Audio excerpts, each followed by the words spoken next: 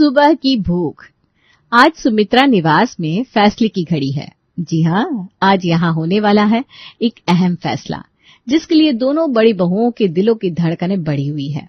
हर कोई जानना चाहता है कि आखिर आज सासू माँ किसके हक में फैसला देंगी, किसके साथ होगा न्याय और कौन होगा शिकार इस रसोई की राजनीति का। क्या लगता है नीति, माँ जी किसको पहला मौका देगी?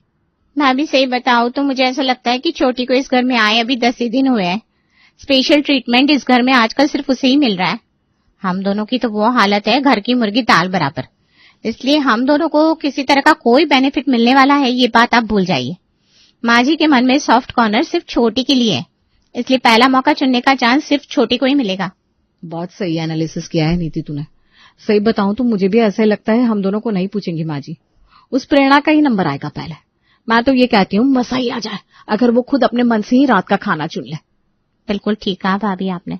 मैं भी बस यही चाहती हूँ, बाकी तो जो चाहे हो जाए, बस ये रात के खाने की मुसीबत ना मेरे सर ना आए। जो नया नया सिपाही भर्ती हुआ है ना हमारी आर्मी में, ये रात के खाने की बला तो उसी के सर लगनी चाहिए। क्या कहती हो? हाँ, तो हमें उसके लिए थोड़ी भूमिका तो बनानी पड़ेगी ना, वरना उस बेचारी नन्ही मुन्नी नादान बच्ची को कहाँ पता है कि नाश्ता, लंच और डिनर में अंतर क्या होता है। बड़ी बहू और मंझली बहू ने मिलकर कूटनीति तैयार की और जाकर जानबूझकर छोटी बहू के सामने बातें करने लगी। नीति, आज माँ जी सबको अपनी अपनी पसंद का काम चुनने का मौका देंगी। भाई घर की बड़ी बहू हूं मैं, मुझे तो ऐसा लगता है पहला मौका मुझे मिलेगा और मैं रात का खाना चुनूंगी।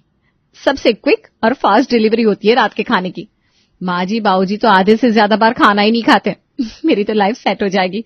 फटाफट काम निपटाओ और अपने कमरे में जाकर आराम करो। अरे भाभी, ऐसे कैसे आप ले लेंगी रात के खाने का काम? रात के खाने का काम मुझे मिलेगा। आराम करने का सिर्फ आपका ही मन करता है क्या? हमारा जन्म क्या सिर्फ काम करने के लिए हुआ है? दोनों जिठानियों को रात के खाने के लिए आपस में खींचतान करते देख छोटी बहू को इतना तो समझ में आ गया था कि हो ना हो रात के खाने में जरूर कुछ ऐसी बात है जिसके लिए ये दोनों आपस में तू मैं कर रही है। कुछ ही देर में सासू माँ ने तीनों बहू को अपने सामने बुलाकर खड़ा कर लिया था।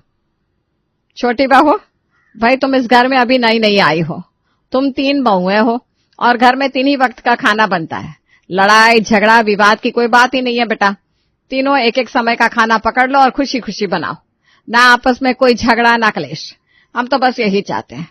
ऐसा सोचकर ही शुरुआत में ही काम का बंटवारा कर रहे हैं ताकि कभी भी तुम तीनों के बीच किसी तरह का मनमुटाव ना रहे। सास की बात सुनकर छोटी बहू के मन में खुशी का लड्डू फूट जाता है।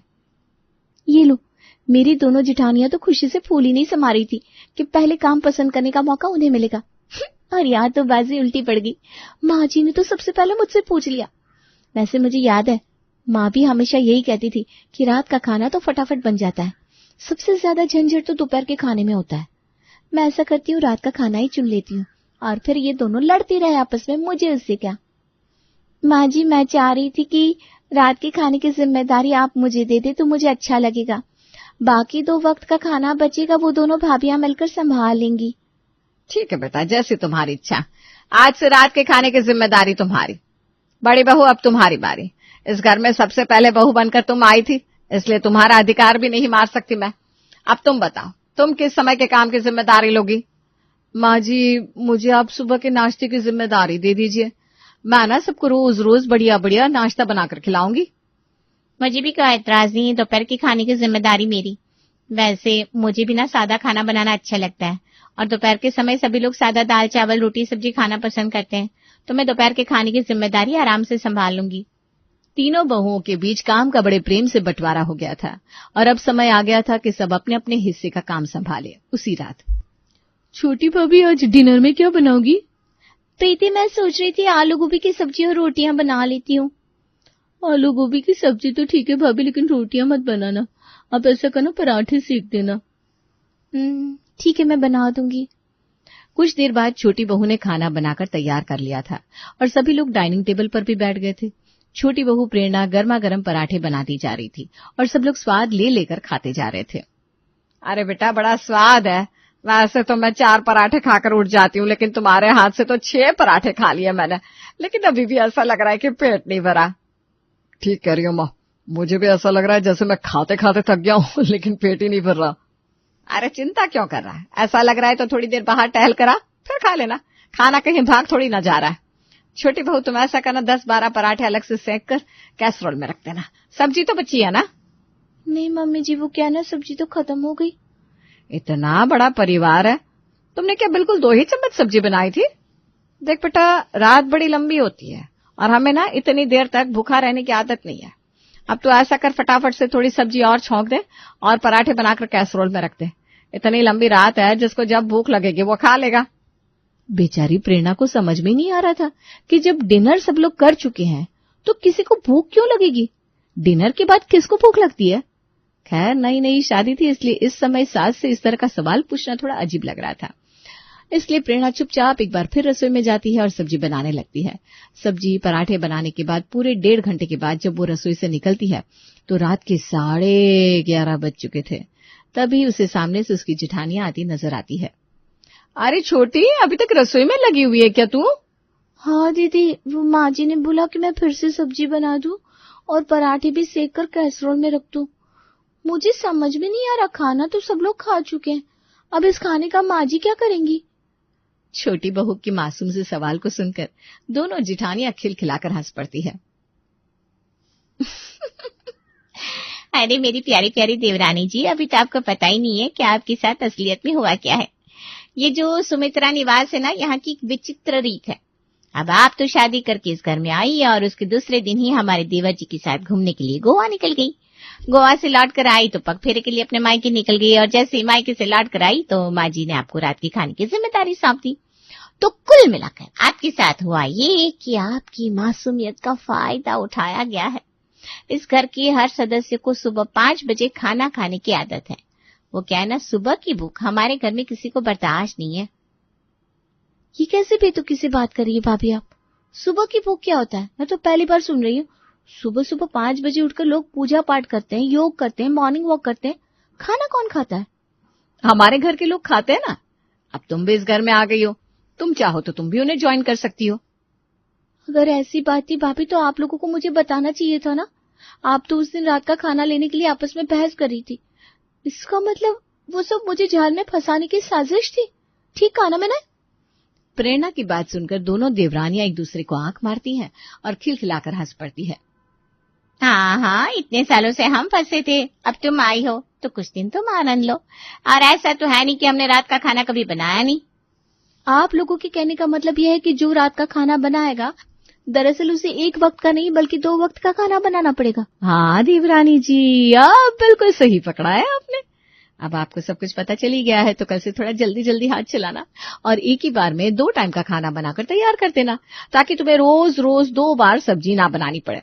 हम दोनों ने जिठानी होने का पूरा फर्ज निभा दिया और इस घर की सारी परंपराएं और रीति रिवाज अच्छी तरह तुम्हें समझा दिए। तुम भी अच्छी बहू की तरह कल से अपनी कमर कस लो। देवरानी प्रेरणा को इतना तो समझ में आ गया था कि दोनों जिठानियों ने मिलकर उसके साथ एक गेम खेला है और जानबूझकर उसे इस रात के खाने के चक्कर में फंसाया है। बेचारी छोटी बहू अगले दिन से रात के समय डबल डबल खाना बनाती और सुबह उठते ही सब लोग उसे चट कर जाते। प्रेरणा, अब जब तुम खाना बना कर रखती हो तो कम से कम इतना तो बनाया करो कि सुबह की भूख मिट जाए। मैं तो आज भूखा ही रह गया। दोनों भाइयों ने मिलकर सारा खाना खत्म कर दिया था। जब तक मैं सोकर उठा खाना था ही नहीं किचन में। अरे आप लोग हफ्सी हो क्या? रात में खाकर सोते हो, सुबह आंख खुलते फिर खाना खाने लगते हो। 2 घंटे बाद भाभी नाश्ता बनाती है फिर खा लेते हो। कोई लिमिट भी होती है कि नहीं? ये किस तरह से बात कर रही हो तुम? और अब क्या तुम हमारे खाने पीने पर भी नजर लगाओगी? तुम्हें तो अब इस घर में आए हुए 4 दिन हुए हैं और दोनों भाभियों को देखो, इतने सालों से खुशी खुशी सबके लिए खाना बना रही हैं। तुमसे पहले ना हमारी सुबह की भूख का इंतजाम भी दोनों भाभियां ही किया करती थी। मजाल है जो कभी खाना कम पड़ा हो। और तुम अब इस घर की बहू बन गई हो तो सबके खाने पीने का ख्याल रखना तुम्हारी जिम्मेदारी है। आज तो तुमने मेरे सामने ये बात कर दी, लेकिन खबरदार जो माँ बाबूजी या भैया के सामने कभी इस तरह की बात अपने मुंह से निकाली। अगले दिन, बहू मटर पनीर बना लो आज, और मटर पनीर के साथ ना सबको बड़ी खुलकर भूख लगती है। मेरे मंजीत और इंद्रजीत तो 12 बजे उठकर भी 2-2 रोटियां खाएंगे, इसलिए आज रोटियां थोड़ी एक्स्ट्रा ही बनाना। मेरी तो जिंदगी खराब हो गई है। पता नहीं कैसे भुक्कड़ों के घर में शादी कर ली मैंने। सुबह शाम दिन रात खाना खाना खाना, इतना खाना कौन खाता है यार?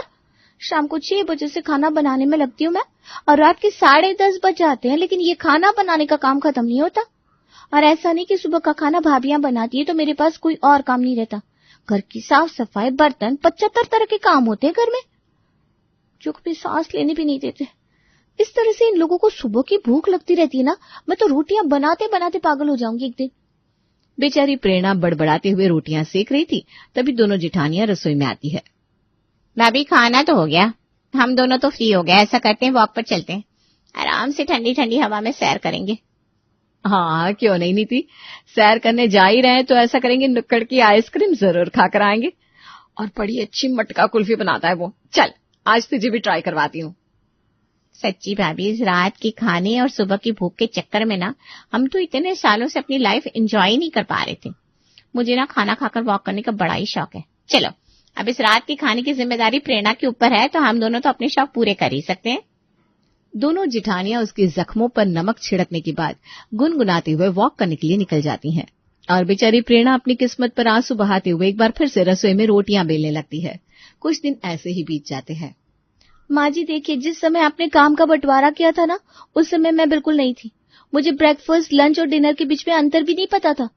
लेकिन अब इतने महीने तक रात का खाना बनाने के बाद मुझे समझ में आ गया है कि सबसे ज्यादा सर दर्द रात का खाना बनाने में ही होता है। आप प्लीज एक बार फिर से काम का बंटवारा कर दीजिए और ये रात के खाने की जिम्मेदारी दोनों जिठानियों में से किसी एक को दे दीजिए। वो दोनों तो वैसे भी इतने सालों की एक्सपीरियंस वाली है, उनसे रात का खाना बहुत आसानी से मैनेज हो जाएगा। मुझसे ये सब मैनेज नहीं हो पा रहा है। देख बेटा, तू नई है और इस घर में सबसे छोटी है, इसी वजह से मैंने काम चुनने का सबसे पहला मौका तुझे दिया था।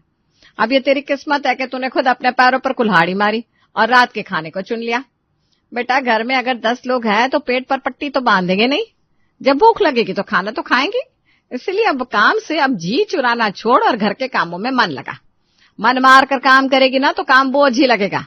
खाना चाहे रात का हो या दिन का, जिम्मेदारी से अपना काम करो बस। ये लोग ऐसे नहीं सुधरने वाले। मैं माँ जी से रिक्वेस्ट करने गई थी और इन्होंने उल्टा मुझे ही ज्ञान देकर भेज दिया।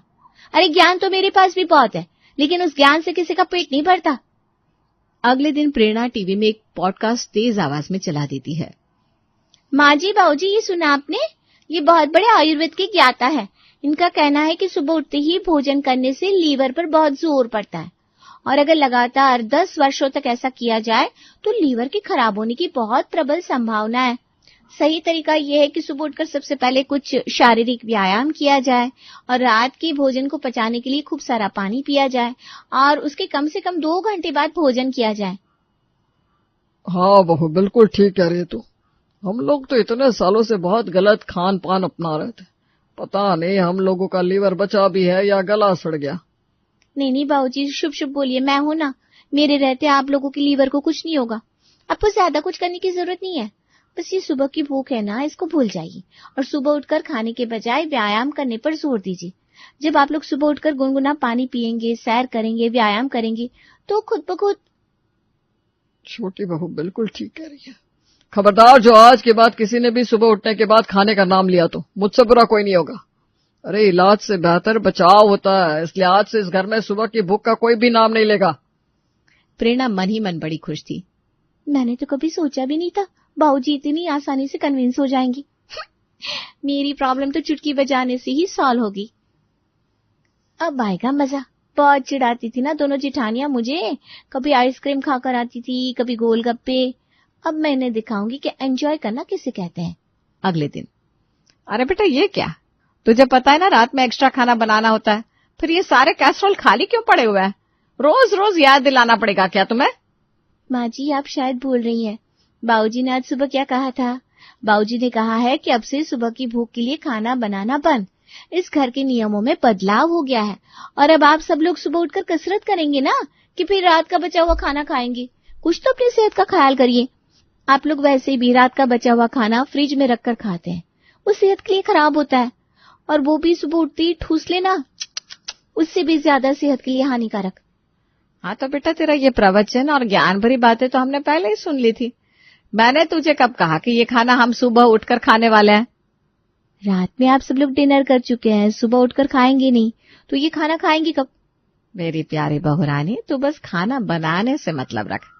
अरे मेरे बच्चों से इतने घंटे तक भूखा नहीं रहा जाता, तुझे मैंने बताया था ना। इतनी लंबी रात होती है, बताओ जब पेट में भूख लगी होगी तो नींद भी कैसे आएगी? ठीक है, सुबह 5 बजे नहीं खाएंगे, अब से रात में 2 बजे उठकर खा लिया करेंगे और खाकर फिर से सो जाएंगे। अरे कसरत तो सवेरे 5 बजे करनी है ना, 5 की 5 बजे देखी जाएगी। सास की बात सुनकर अब तो बेचारी बहू प्रेरणा ने अपना माथा ही पीट लिया था। उसे समझ में आ गया था कि इस घर के लोगों का कोई इलाज नहीं है। जब उसे एक बार में 2 वक्त का खाना बनाना ही है तो इस बात से क्या फर्क पड़ता है कि ये लोग रात में 2 बजे उठकर खाएं या सुबह 5 बजे। कुल मिलाकर बेचारी प्रेरणा की सारी मेहनत पानी में चली गई थी और और लगी है बेचारी अभी भी सुबह की भूख का इंतजाम करने में। और क्या।